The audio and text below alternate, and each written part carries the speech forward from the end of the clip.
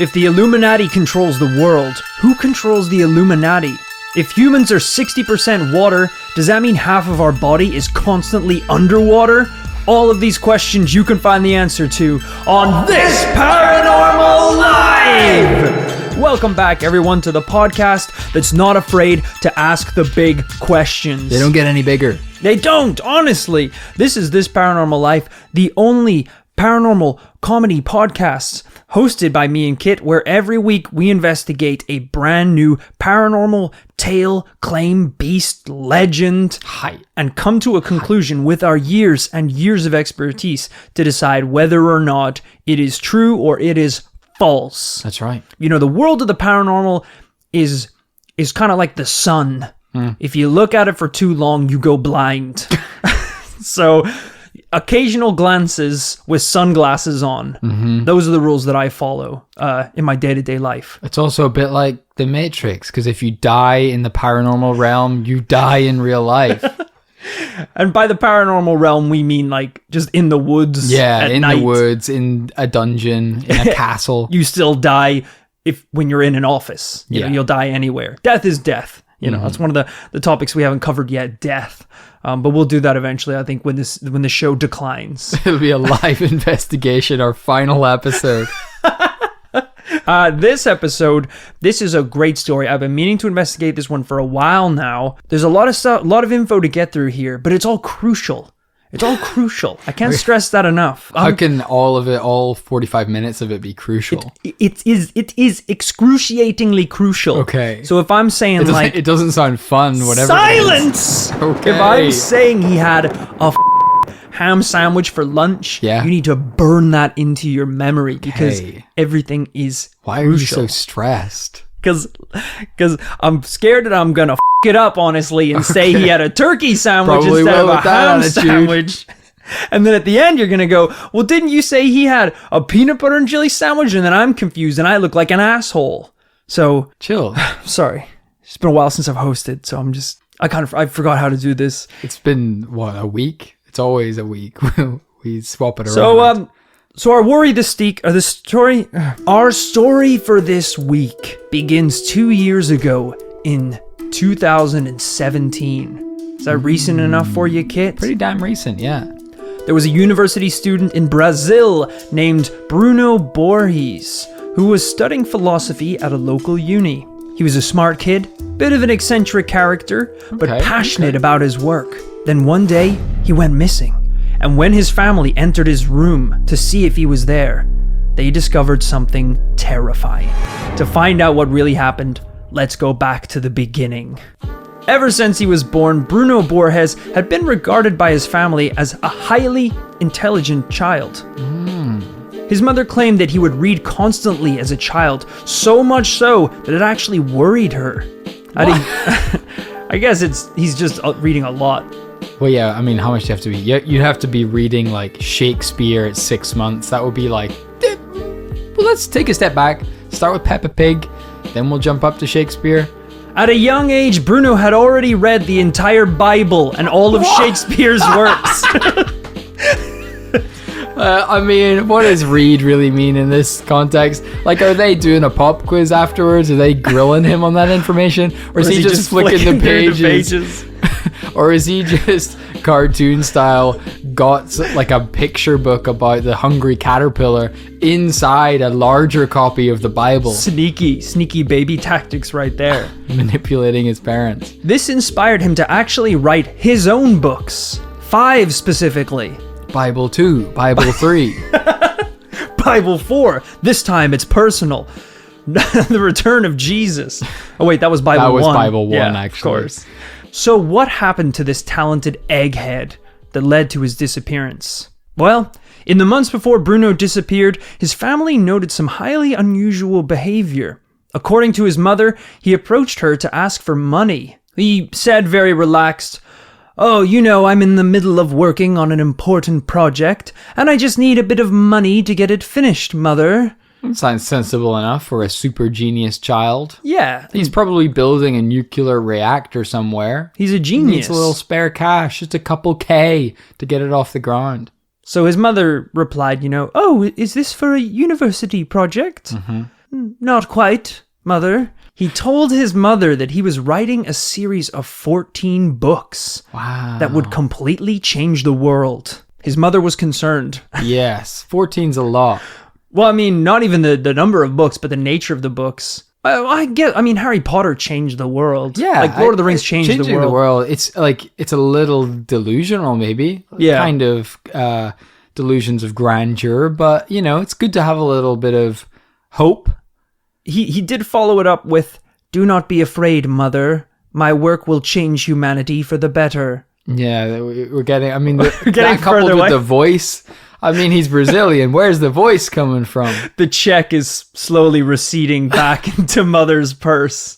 She was like, "Okay, yeah, university project, super ambitious. That's great. Yes, give me the money, Mother. Then they'll all see." Okay, now here you go, Bruno. When you say things like that, Mama gets worried. And sorry. Bruno, whenever your eyes sort of flash digitally like an electronic Furby behind your pupils.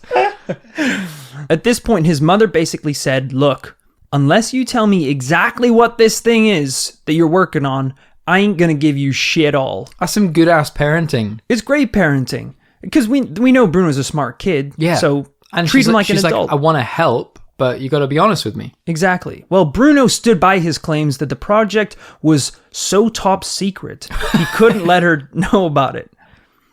It is so top secret, Mama, yet I cannot afford basic food and water. I'm such a super genius, but yet I am forced to live in my parents' home. It's a goddamn con. I'm shackled by these human necessities, Mother. Make me a peanut butter and jelly sandwich, please. For your little boy genius. So you're smart, but you're a terrible person. Are you really smart if you can't make a sandwich? Bruno said, "Mother, at least let me quit my part-time job so I can devote all my time to this project." His mother said, "All right, that's enough. I love and respect you, Bruno, but I think you've gone mad." So she took him to the doctor to have him examined. He wants to quit his part-time job. What kind of loser is this? The doctor said he was fine. Good health, not suffering from any mental health issues at all. So with this in mind, Bruno's mother gave him permission to leave his job and focus full-time on this new project. However, it wasn't until much, much later that she discovered that Bruno had managed to already secure a loan from one of his cousins for approximately $6,000 US. It's a decent chunk of change by anyone's standards. It is. Some time passed, and Bruno had been working away in his room seemingly non-stop. One day his parents left to go on holiday, and his siblings recall that as soon as they left, Bruno began keeping his door locked at all times. One day while his parents were still on vacation, Bruno left his room, locked the door, and left the house. His siblings remember seeing him carrying a backpack as he entered a taxi that pulled up outside. A later investigation discovered the taxi took him to a nearby motel. Now, I don't know a lot about this specific motel or its history in the town, but interestingly, there was an area just behind the motel that many spiritualists believe to be an important site. Interesting. So I think it was kind of a wooded area, and there would be kind of like spiritualist groups and pop-up shrines and gatherings there at night. Interesting. Yeah. That he would use that for his motel needs. As soon as Bruno left that taxi, he disappeared. Gone. That was it? He's gone. That was the last time he was seen, was his siblings. So I'm getting to the taxi. His parents returned home from their trip, and they were greeted back by the family, except Bruno. So they went up and knocked on his door. "Bruno, we're home!" But no response. In fact, the family told them they hadn't seen Bruno in a long time. There's a looping tape recorder. Back off, Mama! I'm busy writing, Mama! I'm working on my special project, Mama. Now the parents are getting worried. They forced their way into Bruno's room, and that's when they saw something truly terrifying. I have a video of the room, Kit, if you want to see A it. video? A video. This is unprecedented. What? Oh no! What? This is terrifying. Oh my god! Is that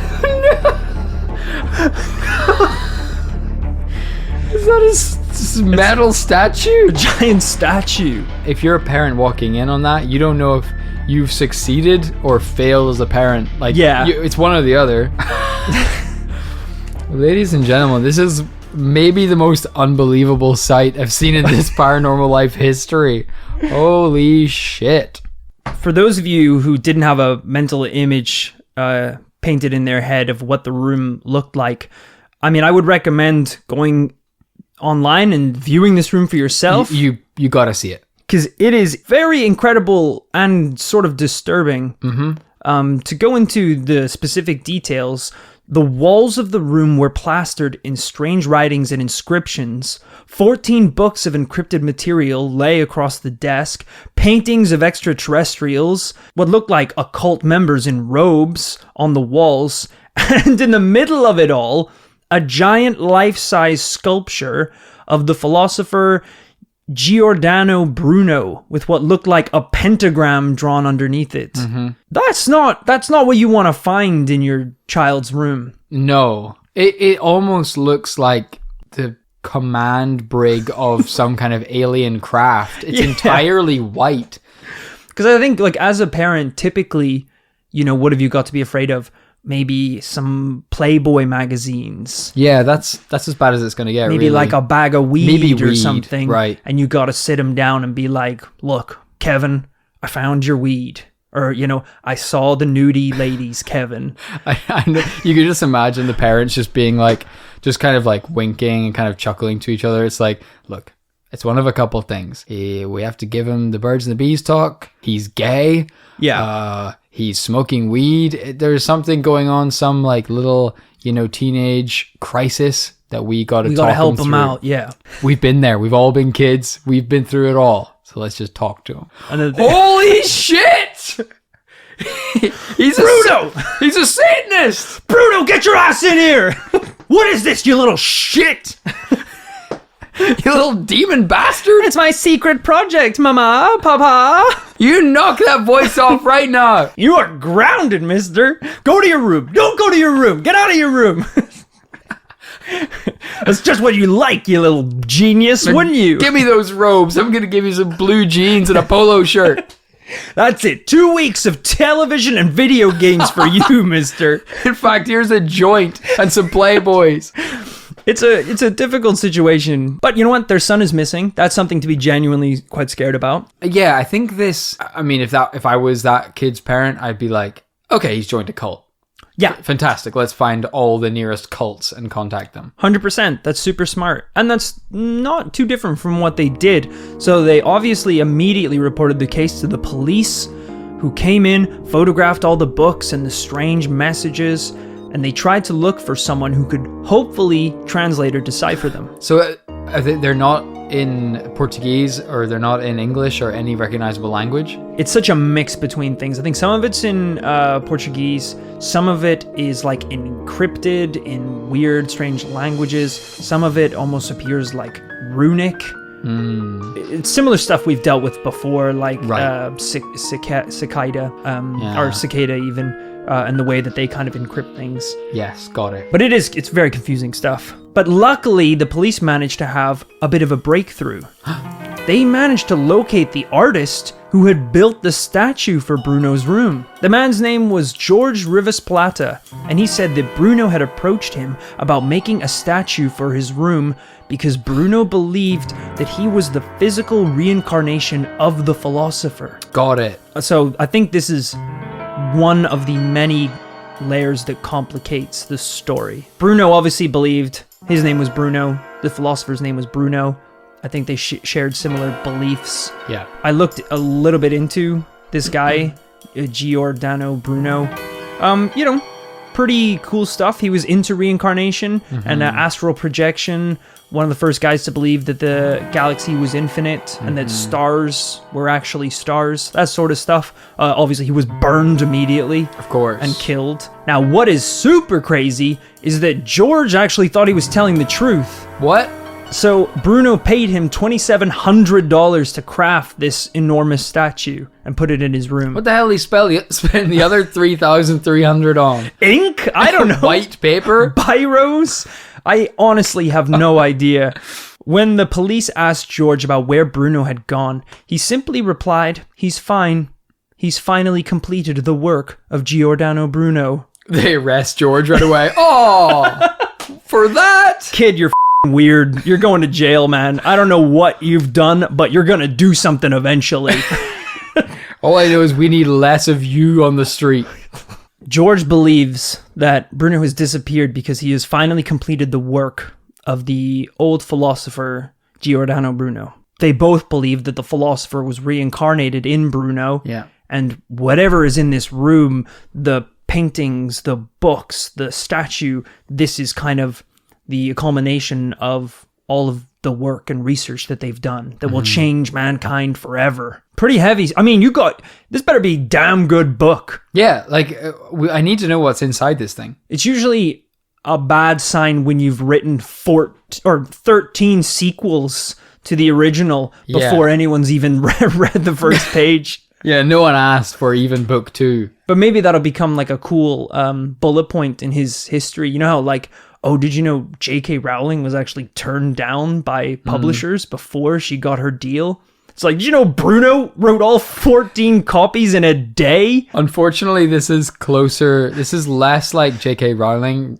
writing the Harry Potter series and more close to the guy who wrote Scientology also wrote like a couple thousand shitty sci-fi novels before he wrote Scientology. Which is not the kind of the group of authors you want to be. That's not the writing club that you want to join. No. Absolutely not. Later, police discovered that before disappearing, Bruno visited a local dressmaker where he requested to have 3 cloaks made. When the dressmaker asked if they were for a church, he reportedly replied, "Almost that." He's just running around making everyone incredibly uneasy. I know, like, you could have texted your parents and been like, "Hey, it's gonna get weird," and then do it. But he's just like, you know what? I'll throw some weirdness in here. I'll get some cloaks made as well. Just adding unnecessary things. Almost that. Also, don't tell Mama. What? I don't know your mother. Please don't tell Mama. Also, how much is a cloak? I'm assuming $4,000. They're like, yeah. How did you know? You are a smart kid. What a steal. How about 3,000 and copies 1 to 6 of my new book that will change? No, just give me the money. Fair dues. The police at this point had no more leads, no more clues to follow. Bruno was assumed dead or gone forever. Then, late one night, 5 months later, security footage captured someone walking towards the Borres house. The figure was barefoot and walked slowly out of the shadows. Bruno had returned! What? 5 months later! Like Jesus himself, he had returned. With book 15! He took a week off in a log cabin, just him and Mother Nature. Obviously now the press and paranormal investigators all over the world clamored to get an interview and find out just what the hell had happened to this guy. Right. So 8 days later, after he returned home, Bruno gave an interview where he said, "I was on a mystic journey of the soul. I had a notion that the Philosopher's Stone was within the Dark Land, so I went after, entering this Dark Land to find it. In the same way that the hero enters the cave to kill a dragon, and that Jonas entered a whale, I also dived into the sea of the unconscious in order to rescue me." Oh, Jesus. His dad's like, yep, he's a idiot. Oh, no. What's the Dark Land? You can't just say that. You can't just say that. Was that a metaphor? That better not be a metaphor, because if that's a metaphor, he's just been hanging out in like a dumpster. Yeah. It better be the name of a forest, a literal mountain place. range. Yeah. Yeah, I mean, it has to be somewhere physical, because if it's not, that's a piss take. He's been eating out of Italian restaurant dumpsters. The darkness, as he calls them.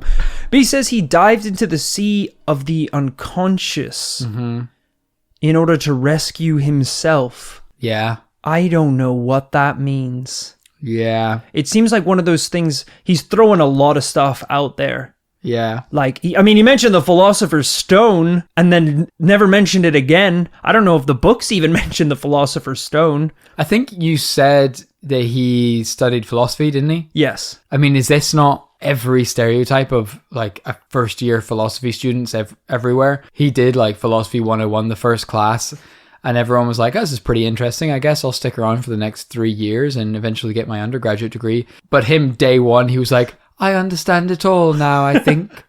I won't be needing this anymore. Bruno, we barely even scratched the surface of the syllabus. I mean, there is so much more to go. Silence, lecturer. I am the professor now.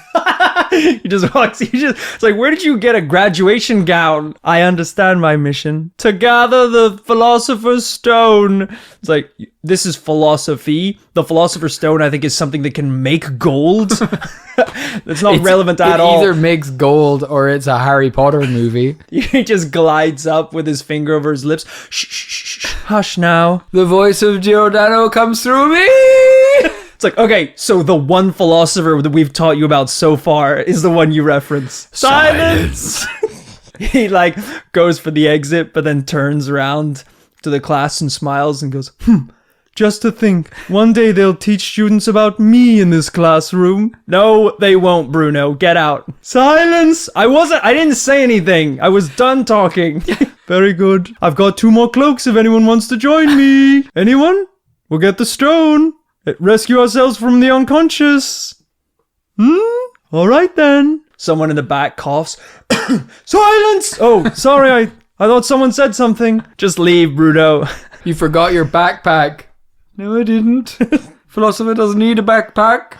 So it's strange, because a lot of the theories about Bruno's disappearance now don't really make a lot of sense. Okay. Because when he disappeared, during these 5 months, the video tour of his bedroom went viral. Of course. I mean, you can see why. It was everywhere. And all the theories ranged from him joining a creepy satanic cult, possibly, him joining some sort of Illuminati-style organization, being recognized as a supermind. He was possibly abducted by aliens.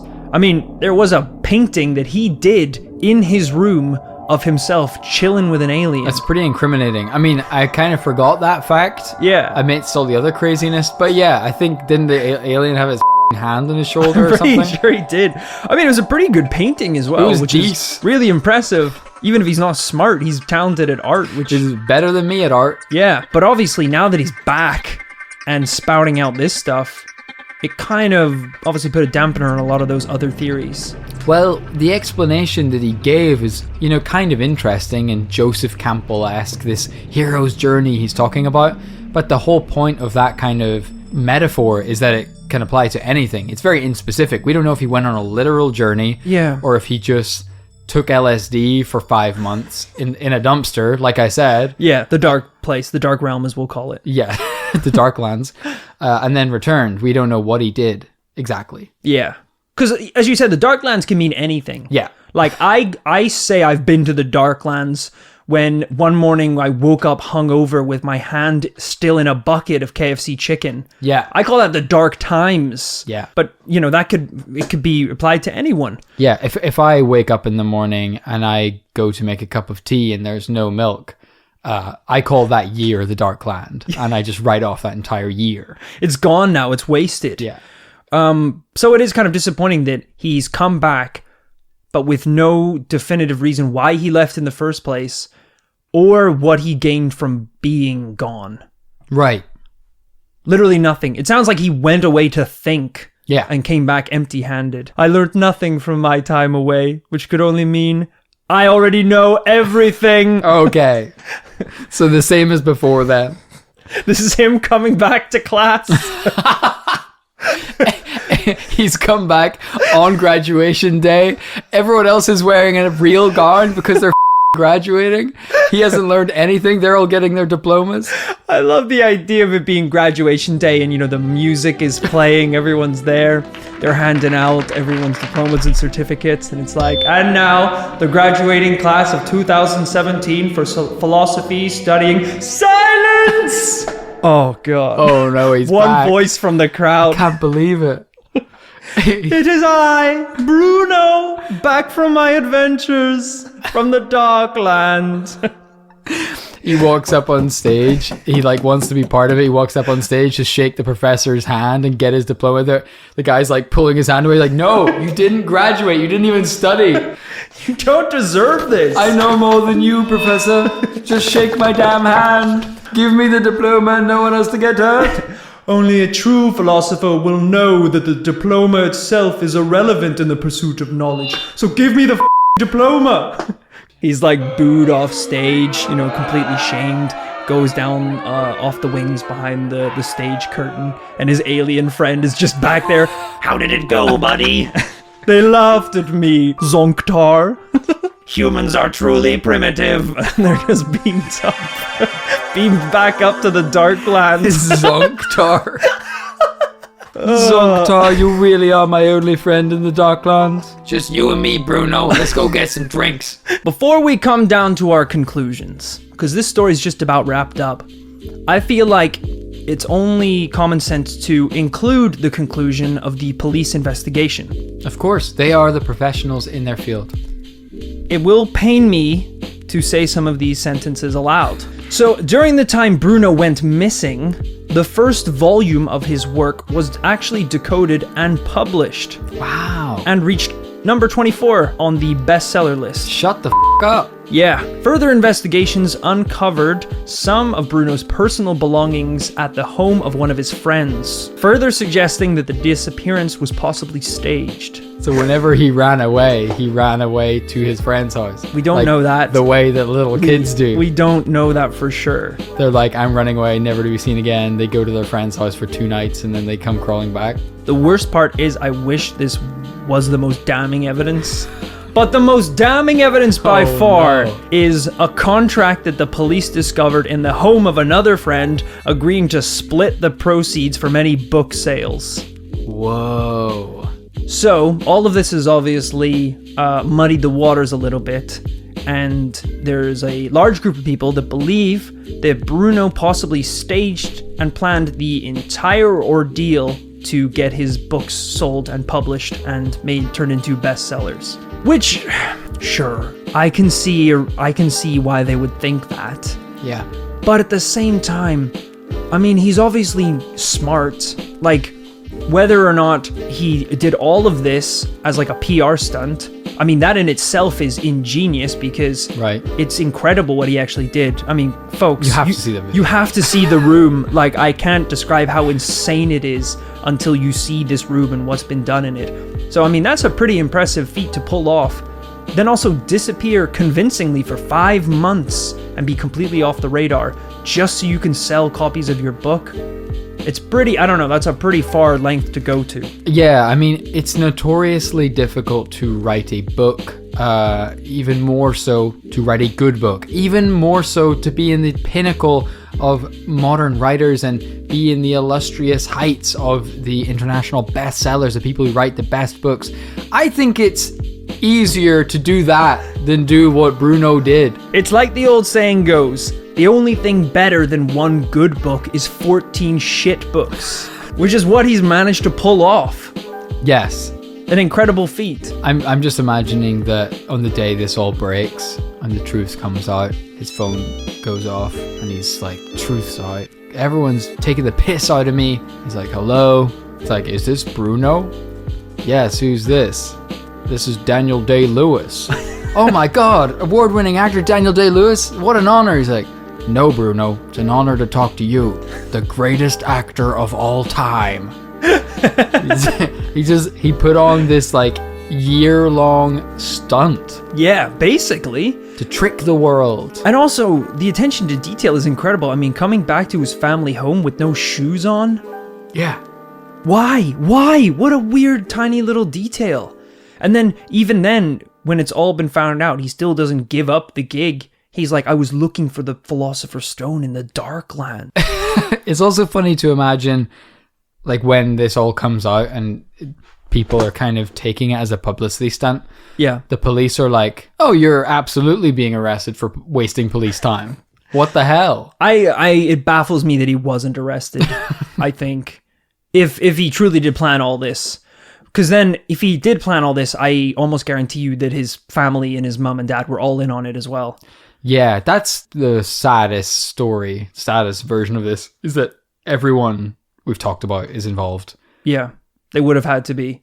But, I mean, I can see arguments for both sides. He's sticking with his guns, and folks, I wouldn't make your mind up until you see this bedroom, because there's stuff that he's done and drawn out that, I mean, I couldn't even make up if you gave me a month. I'd be like, I don't even know what to do. Squiggles? What the hell is this? Yeah. You know, it would be a really big task. I want to give a special shout out to slappedham.com, who did an amazing write-up of this whole story and kind of like broke down the timeline for it. So go check that out definitely if you want more detail. Did the deep dive. But, you know what, we can't dance around it forever. We're gonna have to come to conclusions eventually. And I think that time is now. Kit, what do you think is going on here in Bruno's mind? Philosopher or coward? You've kind of painted me into a corner here by kind of concluding the story by saying that everyone agrees it's a scam. I said a large group of people agree that it was a scam. I never said everyone agreed. But for the sake of looking back at the kind of interesting aspects of this story, definitely fascinating. That room is unlike anything I've ever seen. He obviously takes genuine interest, if not genuine metaphysical questions about the universe and contact with extraterrestrials. At the very least, these superficial sci-fi themes that seems to blend ancient philosophy, modernist UFO culture, and bizarre introspective psychedelic visions of the hero's journey. Yeah. That's a pretty cool collaboration of ideas. Yeah.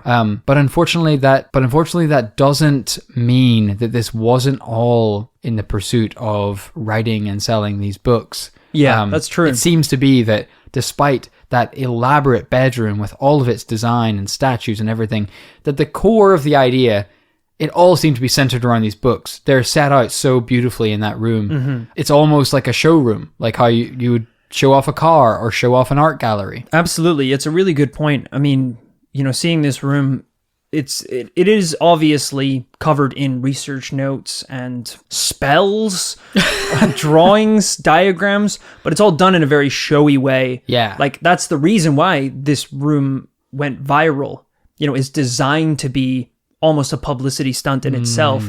You know, if you were really convinced that you had, you know, done something that was going to change the history of mankind, that could just be the books. You know, the books on a desk. Yeah. You probably don't need the enormous statue and these insanely huge drawn diagrams all over the walls and things. I mean, when you look at it from that point of view, that it becomes a lot clearer that this is probably a publicity stunt. But I completely agree with what you said. Even though this might be fake and it might be a device used to just sell books, he's obviously a very intelligent guy. He's obviously interested in a lot of cool / weird occult sci-fi alien astral projection type stuff, and he is pursuing it to some degree.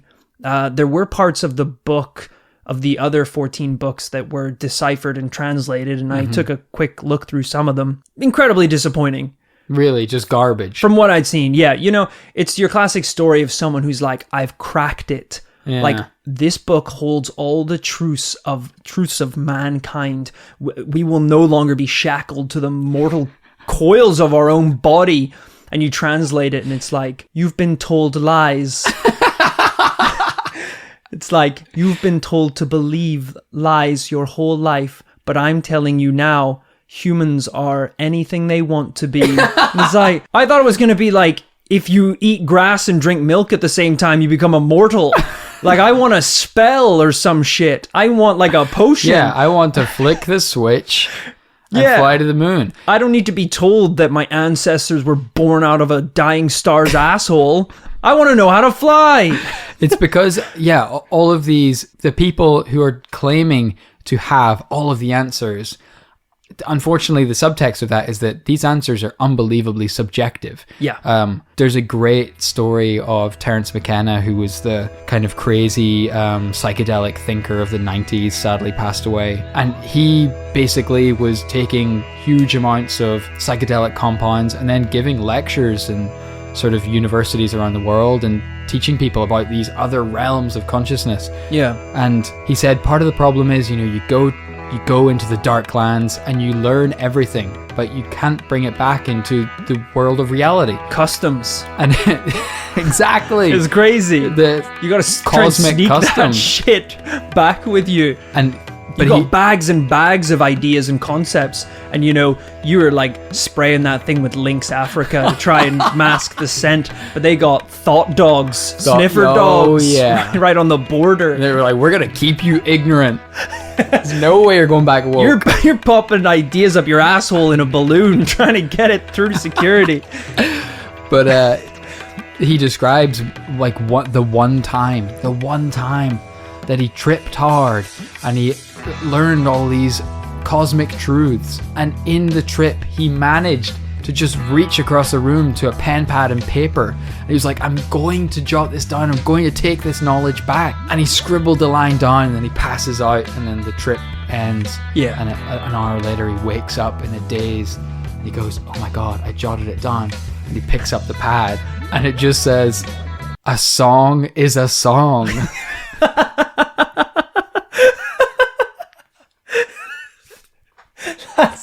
That's the highest thing I've ever heard. And like, that's exactly what you see with this type of like sci-fi philosophical writing. Trying to translate it is... It's like completely meaningless to anyone but yourself. Yeah. It's like trying to taste a color. Yeah. It doesn't work. It doesn't translate. It's like trying to bring Hilary Duff's phone number into the real world whilst in a dream. That's right. I'm just jotting down... any numbers I can think of, and you wake up and it's just a song is a song. And granted, in the dream world, that would have gone straight to her iPhone. Yeah, if I type that in. But in the real world, it's 3 digits long. 999. Help me. What I'm kind of concluding with is intelligent guy, hyper intelligent, maybe even to a detrimental point. Because it doesn't really seem to be doing him many favors. I can't imagine he's having a good literary career off this. I mean, bestseller, that's pretty impressive. I guess. But I think in terms of this investigation as a whole, coming down on whether or not it is paranormal, there's a lot of paranormal themes going on here, but what I think we have is a very normal person writing about very paranormal events and theories. And those people are a dime a dozen. Exactly. No. Okay, so double no this week in the investigation into whatever the hell we're going to call this episode. Hey, that was unique though. It was a weird one, right? Very unique story. Thank you so much for listening to this week's episode of This Paranormal Life. Ooh-wee. It was a fun one. It was a little bit of a weird story one. Again, I highly recommend anyone listening to this to Google this room. Go see that video and then let us know what you think. Exactly. We'll probably post it on some socials, but if we don't, go check it out yourselves. Thank you so much for listening. If you love this show, hopefully you do. Hopefully that's why you're still here. There's a lot of different ways you can get in contact with us. One way is to send your stories and emails to thisparanormallifepodcast@gmail.com. You can also hit us up on Twitter. Where the little birds are spouting messages on our timelines. We can't block them fast enough. They're regurgitating, vomiting garbage into our mouths.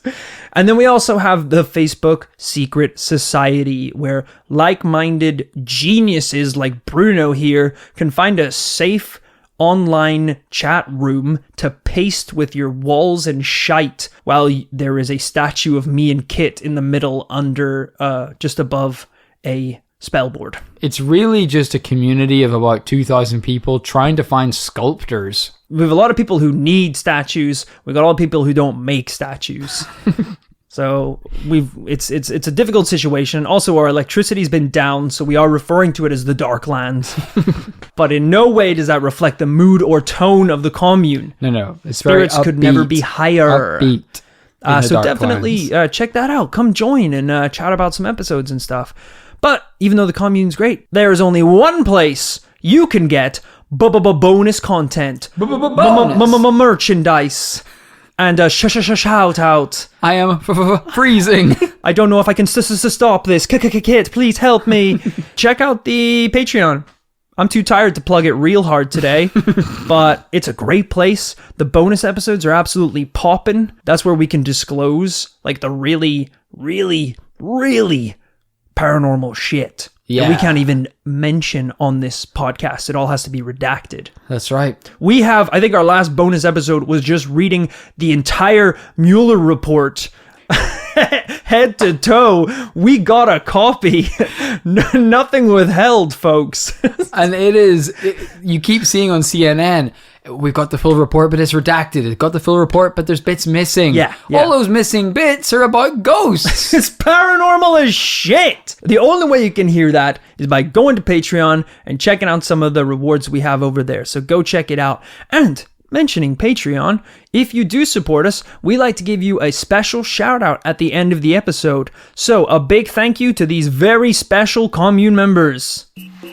First of all, a special thank you to Ryan Menzies, who incredibly kindly sent us a physical copy of The Vertical Plane. I cannot believe it, folks. It's here in my hands right now. If people haven't heard that episode, we did a 2-part series a long-ass time ago called... A fan favorite. Yeah, a fan favorite called... It was something like... Emails from the 1500s or something like that. Mysterious. Yeah. Haunted Computer. Yeah. And weirdly, whenever we recorded the episodes, the book was out of print. And then shortly after we finished it, although regretfully not because of the popularity of our podcast, they started printing it again. Yeah, we didn't see a goddamn dime off the back of that. Actually, we saw a big fat lawsuit. The anti-dime. But I saw a lot of people in the secret society, grabbing their copies on Amazon. And yeah, thanks to Ryan for sending that one through. Can't wait to read that. Incredible. Thank you. And also, thank you to Benji Adams. A lot of people spend years trying to master Tai Chi, but no one can master Benji. Nope. It's a secret martial art used very rarely in history when a ninja, I think, had sex with a knight and formed a very powerful and aggressive martial art form known as Benji. Yeah. Known by only one and passed down through the family chain. So I assume Benji here knows Benji. Presumably, I think he might be from kind of the original family that started that. Incredible. It's a very secretive art form. I heard it has something to do with dislocating different parts of your body and using them as weapons. Wow. I mean, an ambitious form of defense. Truly, just paranormal. I think I read something about trying to bleed yourself on your enemies. A bit like those lizards that can shoot blood out their eye sockets. Yes. Yeah, a bit of it involving that. Sir, please will you teach classes in the commune? Please, Benji, thank you for supporting us, but also please continue the lineage of Benji. Yeah. And thank you also to Don Oliver. That's right, Don the Brawn Oliver. Oh, damn. Don brings the brawn to any situation. Pretty much just rolls up and is always the most tanked person in the building. I mean, if we need something to do with the communes on a slow Friday, I think Don the Brawn and Benji should show down in a ring of death. Benji's firing blood out his eyes. Don the Brawn is just picking him up and slamming him down like a scared lizard. That's right. Very much UFC style, except unlike in UFC where you're not allowed to eye gouge, Benji he enjoys eye gouging. He loves it. All the better for his blood shooting special attack. But thank you, Don the Brawn, for supporting us on Patreon. Thank you also to Jenny Richards. Jenny, I always knew one day there'd be rich herds of people trying to join the paranormal commune.